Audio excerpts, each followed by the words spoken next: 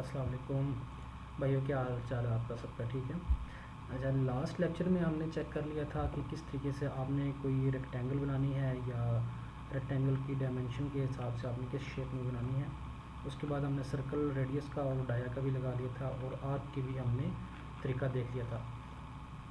अब आगे चलते हैं, हम थोड़ा सा और मज़ीद काम करेंगे कि आज के काम में हम चेक करते हैं कि किसी रेक्टेंगल को जो बनी हुई होगी रेक्टेंगल, इसको हमने स्ट्रेच कैसे करना है। स्ट्रेच बेसिकली ये होता है कि किसी भी रेक्टेंगल की शेप को आप खींच के एक साइड से लंबा या छोटा कर सकते हैं। अब वही तरीका है, मैं आपको दोबारा बताता हूँ। अगर आपने रेक्टेंगल की कमांड लगाई है REC लिख के, अगर आप इंटर करते हैं और उसके बाद स्पेसिफाई फर्स्ट कॉर्नर पॉइंट लिखा आ रहा है, कहीं भी क्लिक करके इस तरह ड्रैग करते हैं और ड्रैग करने के बाद आपने क्या करना है कि डायमेंशन देनी है। डायमेंशन आपको मैंने बताया था, आप कोई भी दे सकते हैं। मैं कहता हूँ यहाँ पे 12 फुट और दूसरी तरफ फिर मैं कॉमा लगाता हूँ। कॉमा लगाने से मैंने आपको बताया था लॉक हो जाती है एक्स एक्सिस की डायमेंशन, तो ये लॉक हो चुकी। अब मैं दूसरी तरफ करता हूँ, फिर 12 फुट लिख के इंटर करता हूँ। तो अब मेरे पास ये 12 फुट बाय 12 फुट का मेरे पास एक मुकम्मल स्क्वायर बन चुका है, रेक्टेंगल जिसे आप कह सकते हैं। तो DAL लिख के 2 मरतबा इंटर करूँगा तो मेरे पास यहाँ पे डायमेंशन इसकी यहाँ पे 12 फुट शो हो रही है। सेम एज इट इज़ 2 मरतबा क्लिक करके डायमेंशन दोबारा लगा सकता हूँ। अब जब मैंने इसको स्ट्रेच करना है तो स्ट्रेच की कमांड मैंने आपको बताया है कि S की कमांड से स्टार्ट हो जाएगा। अगर आप S लिख के जस्ट इंटर करते हैं तब भी स्ट्रेच हो जाएगा। अगर आप STRETCH लिखते हैं दोबारा तब भी स्ट्रेच की कमांड लग जाएगी। अब आपने क्या करना है, S लिख के जस्ट एक मरतबा स्पेस का बटन प्रेस करना है। अब लिखा आ रहा है सिलेक्ट ऑब्जेक्ट। अगर आपने इस लाइन को, ये जो आपको ये वाली लाइन नज़र आ रही है, अगर आप इस लाइन को बढ़ाना चाहते हैं, मतलब ये जो एक्सेस की डायमेंशन है इसको आप 12 की जगह पे 20 करना चाहते हैं, तो इसमें 8 फुट मज़ीद ऐड करेंगे तो ये 20 हो जाएगा। तो करना क्या है, आपने इस तरीके से इसको सिलेक्ट करना है। मतलब कि ये वाली जो आपके पास 12 फुट वाली जो वर्टिकल लाइन है, इस लाइन को आपने मुकम्मल सेलेक्ट करना है। मुकम्मल सेलेक्ट करके इस पे यहाँ पे इस कॉर्नर पे क्लिक कर देंगे और उसके बाद आपने इंटर करना है। इंटर करने के बाद आप किसी भी जगह पे, आउटर जगह पे क्लिक करके और इस तरफ मूव की कमांड मूव करें। माउस को आपने जस्ट मूव करना है, कोई कमांड नहीं लगानी, आपने जस्ट मूव करना है माउस को थोड़ा सा, ताकि आप जब स्ट्रेच कर रहे हो तो उसको डायरेक्शन पता चल सके। अब आपने क्या करना है, यहाँ पे 8 फुट लिख के जस्ट इंटर करेंगे तो ऑटोमेटिकली ये 20 फुट हो जाएगा और ये 12 फुट ही रह जाएगा। आप दोबारा चेक कर लें इस चीज़ को। मैं कंट्रोल Z करके आपको दोबारा दिखाता हूँ कि अगर आपने यहाँ पे 12 बाय 12 के बॉक्स है आपका, तो आपने क्या करना है, जस्ट स्ट्रेच की कमांड लगानी है, S लिख के इंटर करना है और सिलेक्ट ऑब्जेक्ट। अब याद रखिएगा, अगर मैं इतने से हिस्से को सिलेक्ट करके इंटर करके इस तरफ मूव करता हूँ और 8 फुट लिख के इंटर करूँगा तो देखिए जो हिस्सा मैंने सेलेक्ट किया सिर्फ वही हिस्सा स्ट्रेच हुआ है, तो इस तरह आपके पास शेप गलत हो जाएगी। तो आपने क्या करना है, कंट्रोल Z की कमांड लगाएं और इस चीज़ को दोबारा वापस लेके जाएं, S की कमांड लगाएं और वो हिस्सा सेलेक्ट करें जिसको आगे आपने बढ़ाना है। तो मैंने ये हिस्सा सेलेक्ट कर लिया, ये देखें ये हिस्सा सारा सेलेक्ट कर लिया। अब क्लिक करता हूँ और या तो मैं इस जगह पे भी क्लिक कर सकता हूँ या कहीं पे भी क्लिक कर सकता हूँ। चलें यहाँ पे क्लिक करके इस तरफ डायरेक्शन देता हूँ। डायरेक्शन देने का मकसद यही होता है कि किस तरफ मैं स्ट्रेच करना चाह रहा हूँ। तो 8 फुट लिख के इंटर करता हूँ तो ये 20 फुट रहेगा। अब 20 फुट हो गया। अगर आपने इसको, ये तो आपने हॉरिजॉन्टली स्ट्रेच किया, अगर आप इसको वर्टिकली स्ट्रेच करना चाहते हैं तो S लिख के इंटर करें और ये ऊपर वाला हिस्सा या नीचे वाला हिस्सा, ये वाला हिस्सा कोई भी आप सिलेक्ट कर सकते हैं। तो आपने क्या करना है, इस तरह ऊपर वाला हिस्सा सेलेक्ट किया, इंटर किया और कहीं पे भी क्लिक करके ऊपर की तरफ आप डायरेक्शन देंगे और फिर आपने 8 फुट लिख के इंटर कर दिया। अब ये देखें ये 20 बाय 20 का बॉक्स बन गया, 10 बाय 10 का था, 20 बाय 20 का बॉक्स बन गया। तो इस तरीके से आप किसी भी कमांड को, स्ट्रेच की कमांड को यूज़ कर सकते हैं। आगे हम कमांड से देखते हैं कि आपने किसी भी शेप को स्केल देके किस तरह बड़ा करना होता है या इसे छोटा करना होता है। तो मैं यहाँ पे लगाता हूँ 10 फुट, 10 फुट की रेक्टेंगल लगा दी मैंने। दोबारा से आपको दिखाऊंगा कि किस तरीके से मैंने इसके डायमेंशन लगाई है। तो DAL लिख के 2 मरतबा इंटर करता हूँ तो ये मेरे पास 10 फुट एंड 10 फुट। अब ये तो मुझे पता चल गया कि मैंने 10 फुट बाय 10 फुट की कमांड ही लगाई है। अगर आप इसको बढ़ाना चाहते हैं, आप इसको 10 फुट बाय 10 फुट की जगह आप इसको 20 फुट बाय 20 फुट करना चाहते हैं तो बहुत ही आसान तरीका है, स्केल की कमांड से आप ये सारा काम ईज़िली कर सकते हैं। तो मैं आपको तरीका बता देता हूँ किस तरीके से आपने करना है कि आपने जस्ट एस लिख के SC लिख के इंटर करना है। SC से आप स्केल की कमांड स्टार्ट हो जाएगी, इंटर करें और इस सारे ऑब्जेक्ट को सिलेक्ट कर लेंगे।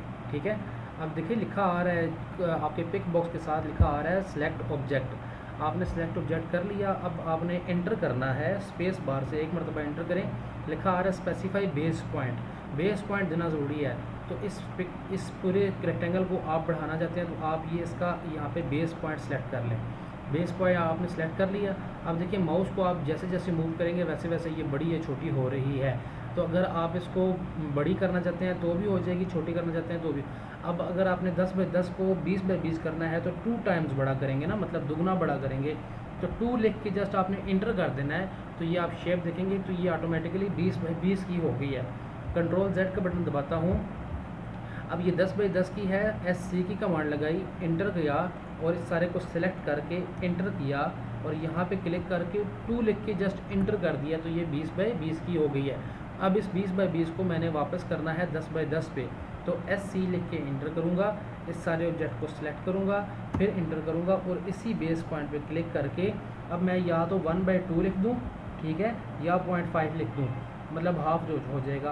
1 बाई 2 लिख के जस्ट मैंने इंटर किया तो ये 10 बाई 10 वापस आ गई है। अगर इसी तरीके से SC लिख के मैं इसको पकड़ के 3 टाइम बड़ा करूँगा, 3 लिखूँगा तो ये 30 बाई 30 की रेक्टेंगल बन चुकी है। ठीक है, तो स्केल की कमांड से आप किसी भी शेप को विद इन 1 सेकेंड आप उसको बड़ा या छोटा कर सकते हैं। अब अगर यही काम मैं आपसे कहता कि आप लाइन की कमांड से या रेक्टेंगल की कमांड से बड़ा या छोटा करते तो आपको वो टाइम लग सकता था। तो टाइम कंज्यूम करने के लिए आपने स्केल की कमांड को यूज़ किया जो कि बहुत ज़्यादा इफ़ेक्टिव है। अब आपको मैं बताता हूँ कि आपने किसी भी शेप को कॉपी या पेस्ट किस तरह करना होता है। तो पहले एक शेप सी बना लेते हैं। मैं एक शेप सी बना लेता हूँ, इस तरह करके इसको सिलेक्ट कर लेता हूँ और मूव कर लेता हूँ जी। अब मेरे पास इस तरह की ये एक शेप है, ठीक है, ये वाली। अब मैंने इसको कॉपी करना है, इस शेप को मैं कॉपी करके आगे लेके जाना चाहता हूँ। अभी जो मैंने तेज़ तेज़ काम किया उस चीज़ को निगलेक्ट कर दें, छोड़ दें। अब क्या करना है, इस चीज़ को कॉपी करना है तो आपने कॉपी की कमांड लगानी है, CO लिख के जस्ट इंटर करेंगे। अब देखें जो भी कमांड आप लिखते हैं तो उसके साथ रिलेटेड जो फाइल्स होती हैं वो सारी शो हो रही होती हैं। जिस तरह आप नीचे कोऑर्डिनेट्स की शो हो रही है, मतलब CO से स्टार्ट हो रही थी, कंटूर की शो हो रही है, कॉपी क्लिप की शो हो रही है। अब आपने जस्ट कॉपी करना था तो CO लिख के जस्ट इंटर किया, ठीक है। अब बाकी कमांडों की भी आगे शॉर्टकट कीज़ आ रही हैं, जिस तरह कोऑर्डिनेट्स जो है वो ID की कमांड से होगा, कंटूर जो होगा वो SP लाइन से होगा। तो अब आपने कॉपी करना है तो जस्ट CO लिख के इंटर किया, लिखा आ रहा है सिलेक्ट ऑब्जेक्ट, तो आपने ये सारा ऑब्जेक्ट सेलेक्ट करना है। सारा ऑब्जेक्ट सेलेक्ट करके इंटर किया। अब लिखा आ रहा है specify base point. Base point आपका किसी भी शेप का कोई भी हिस्सा हो सकता है, ये हो सकता है, ये हो सकता है, कोई भी हिस्सा हो सकता है। तो मैं कहता हूँ यहाँ पे मैंने क्लिक किया, क्लिक करने के बाद वो कह रहा है कि आपने किस तरफ उसको मूव करना है। तो आप इस तरह माउस को इधर घुमाएं तो जहाँ पे भी क्लिक करेंगे कॉपी बन जाएगी। अब देखिए यहाँ पे मैं क्लिक करता जा रहा हूँ, कॉपी बनती जा रही है, ठीक है। तो कॉपी की ये प्रॉपर्टी होती है कि आप उसकी मैक्सिमम कॉपीज़ बना सकते हैं।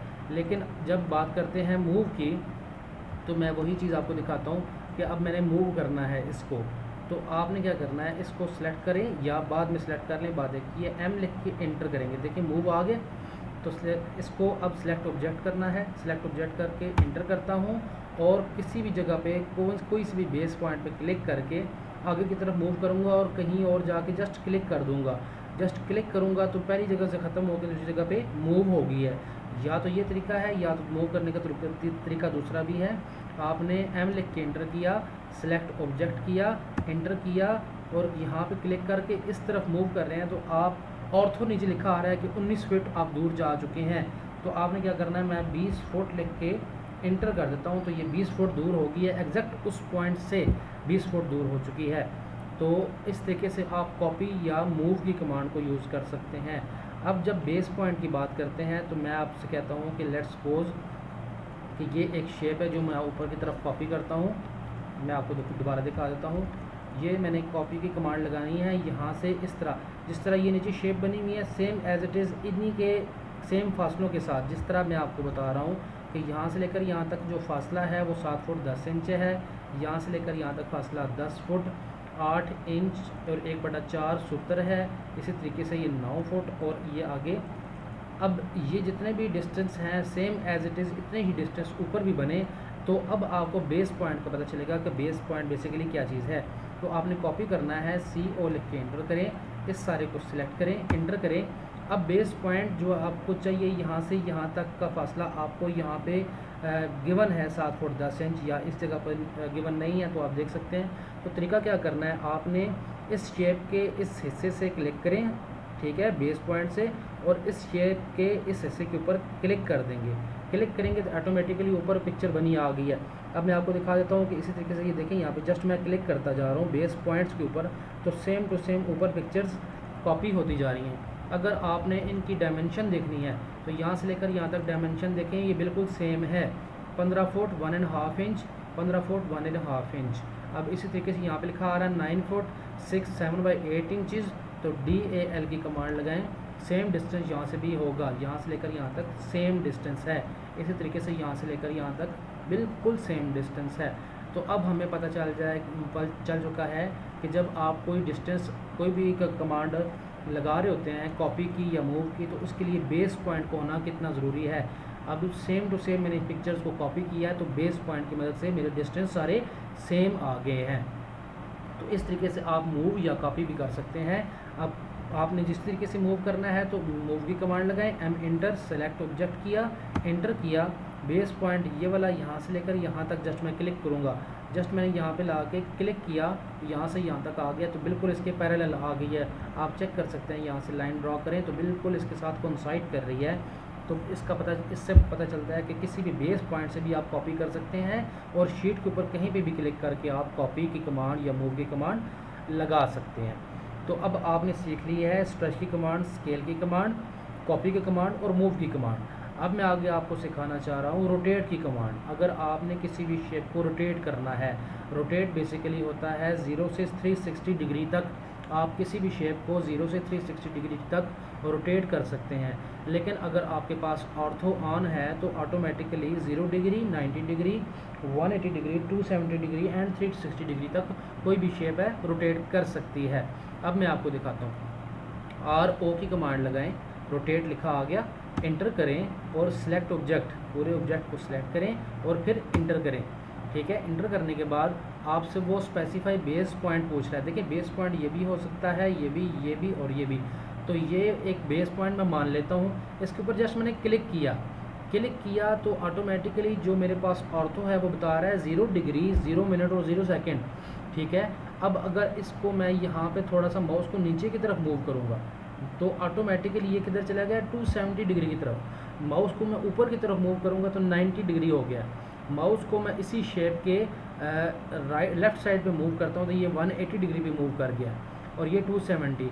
तो मुझे पता चल रहा है कि मैं बस जस्ट माउस को घुमा रहा हूँ तो ऑटोमेटिकली 0, 90, 180 और 270 डिग्री पे ये शेप मूव कर रही है। लेकिन अगर मेरा ऑर्थो ऑफ हो जाए तो मैं ऑर्थो ऑफ कर दिया। अब देखें मेरे पास जो रोटेशन है वो कहीं पे भी मैं सिलेक्ट कर सकता हूँ।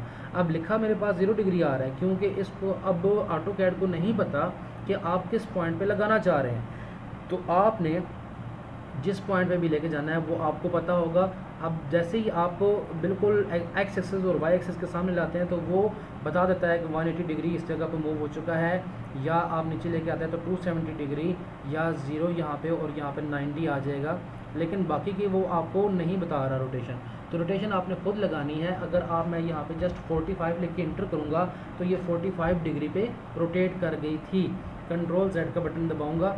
अब दोबारा से मैंने रोटेट की कमांड लगानी है, RO इंटर, क्लिक करता हूँ, इंटर, सेलेक्ट ऑल, इंटर किया और अब मेरे पास ऑर्थो ऑन है।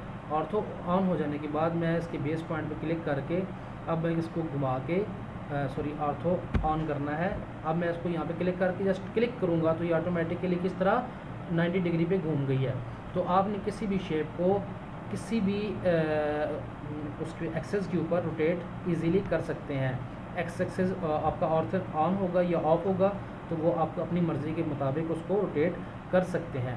जिस तरह मेरे पास अब सिंपल एक लाइन है, अगर मैंने इसको रोटेट करना है तो R O लिख के इंटर करूँगा, इसको सिलेक्ट करूँगा, इंटर करूँगा, और इसका ये मिड पॉइंट है, मिड पॉइंट की ये ट्रायंगल शेप होती है, इस पर क्लिक करूँगा और मैं इसको जस्ट 90 लिख के इंटर करता हूँ तो ये बिल्कुल वर्टिकली हो गई है, पहले हॉरिजॉन्टल थी अब वर्टिकल। अब मैं अगर इसको दोबारा से 180 लिख देता, RO लिख के इंटर करता, सिलेक्ट करके इंटर करता और इसके ऊपर क्लिक करके 180 लिख देता, तो ये उसी तरह, क्योंकि आपको पता है कि ये 0 है और ये 180 है, तो ये रोटेट होके वापस अपनी जगह पे चली गई है। तो किसी भी शेप को आप या तो एंगल वाइज रोटेट कर सकते हैं या अपनी मर्ज़ी के मुताबिक भी रोटेट कर सकते हैं। तो अब आपने देख लिया कि रोटेट किस तरह करना होता है, ये भी आपने चीज़ समझ ली। अब मैं आपको चले वो अगले नेक्स्ट लेक्चर में कर लेंगे, मैं आपको अगले लेक्चर में बताऊंगा कि किस तरीके से आपने किसी कमांड को ट्रिम करना होता है और किस तरीके से आपने किसी कमांड को एक्सटेंड करना होता है और आपने किस तरीके से फिलेट और उसको मिरर करना होता है। ये इंशाल्लाह हम अगले लेक्चर में देखेंगे। तब तक के लिए दुआ में याद रखिएगा अपने होस्ट वकास नदीम को। Thank you very much. अल्लाह हाफिज़।